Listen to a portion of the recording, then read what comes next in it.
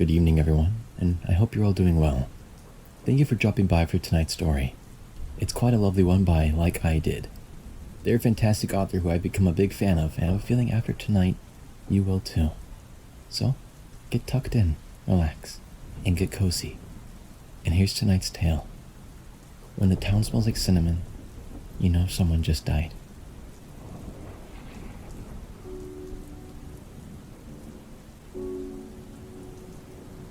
I've lived in this town named Tattletoe since the moment I was born, when everything smelled like nutmeg. It's quite a beautiful place. Everyone that lives here is being gifted with anything they could ever wish for. Each family has a big house with enough rooms so that generations can live together if they wish to. They receive a car, although that one's not quite necessary if you ask me. No one ever leaves anyways, and the town is small enough that a bike would be more than enough. If you want to take a stroll down the town center, you can easily do so by foot. You can watch all the little shops and restaurants. Each and every place is an individual masterpiece run by important members of the community. There's a flower shop growing the most peculiar plants with the brightest colors. There's a store making boots that'll make you want to start dancing and never stop. There's a jewelry store with diamonds you've never seen before. However, the most important place, the one that makes our town what it is Miss Holly's wonderful bakery. Miss Holly's an old woman with rosy cheeks and purple dresses. She likes to sing as she bakes the most delicious pastries, bread, and biscuits. Stepping foot into that wonderful bakery would make you never want to leave again. Unfortunately, we're not allowed to buy any of the things produced, not from the bakery or any of the other special shops. Those goods are made for export. You see, there's something particularly interesting taking place in our little town of Tattletoe. Every time a child's brought to life in a small little hospital, the town smells of nutmeg. When someone dies, it smells of cinnamon. That's because as soon as the news reaches the lovely Miss Holly, she will start baking a batch of pastries, making sure everyone in town can smell that we gained or lost a member. This is something we've grown accustomed to, and we wouldn't want it any other way. The smell of a town can tell you a lot about its history, you see.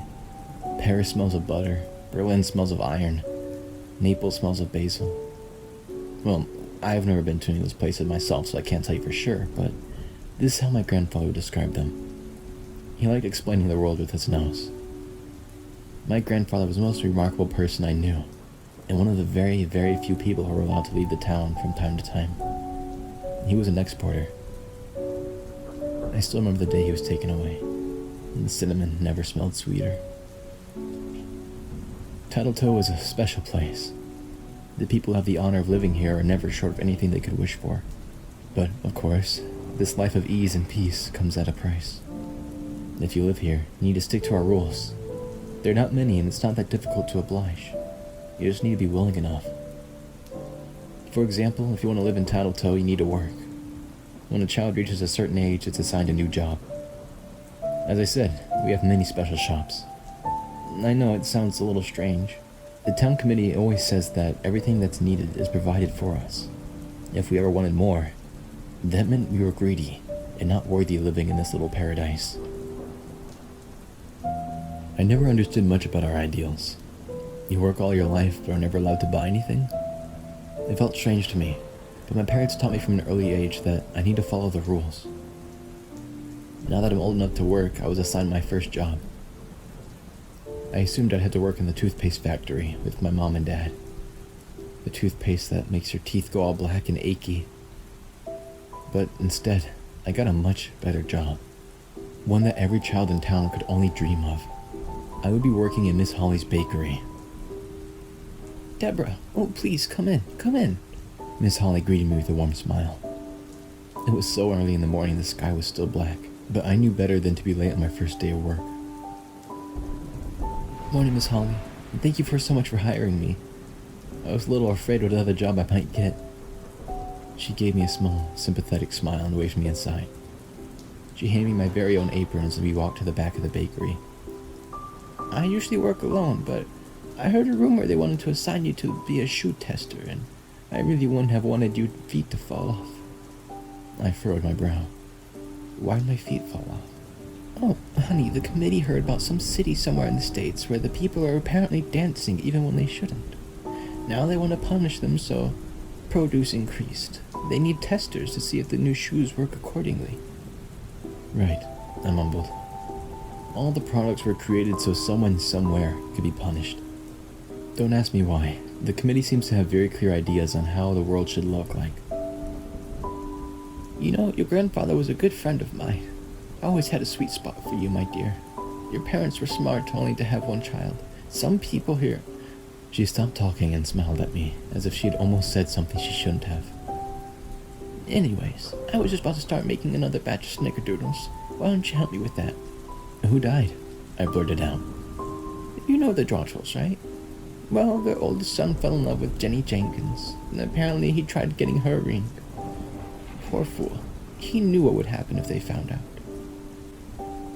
The longer I worked in Miss Holly's bakery, the more I started understanding what was actually taking place in our town. The factories and shops were creating something awful. Everyone that was old enough knew about it, but they chose to ignore it, even if they all had different reasons. Life here was really perfect. You never had to fear anything, as long as you worked and didn't take any of the products from the forbidden shops. There were enough stores giving out legal things for free. The house, the car, the food, the drinks, the entertainment, and everything else you could ever imagine. Anything that was given to the people for free was a way to make them live happily and not start asking questions. As there was another rule: never ask questions. What did my grandpa do? I know I wasn't allowed to ask. Miss Holly could hit me, or hurt me, or make them burn me, but somehow I couldn't keep myself from blurting out those words.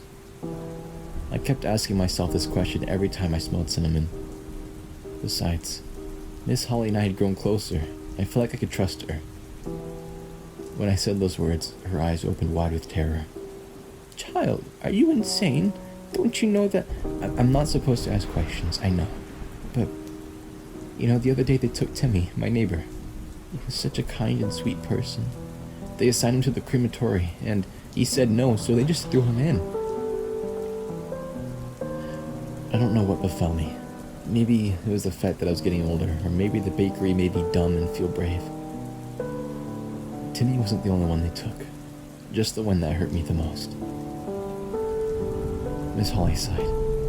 Your grandfather didn't do his job. He was supposed to travel and sell, but instead he destroyed the products. He still got the money in different ways, but the committee found out, and they knew he was tricking them. This is all I will say. Don't ever ask or question anything again. She got the wooden rolling pin from under the desk. I saw the pain in her eyes as she held it up and hit my arm with all of her strength. They probably heard what I asked, and they'd know she didn't do it properly. I know she didn't want to hurt me. It was my own fault for asking questions. The broken hand was worth the information she gave me. Besides, my punishment could have been much, much worse. I thought I understood Tattletale, but simple answers can never answer complicated questions. I understand that now. For a long time, I thought it was the smells. The nutmeg would make you happy. The cinnamon would teach you to fear. Except I spent every day in that bakery, surrounded by the smells, and only now I'm starting to become skeptical. I'm starting to doubt, and starting to understand. Nutmeg doesn't even make anyone happy. Too much of it can become poisonous. There was a time when I was afraid of Miss Holly and the smell of cinnamon. To me, it meant death. Now, I understand Miss Holly wasn't trying to scare everyone by alarming them with the smell. She's trying to cover up the smell of the burning corpses. I don't even want to imagine how many snickerdoodles she had to bake the day they burned all of her children and husband when they tried to leave town.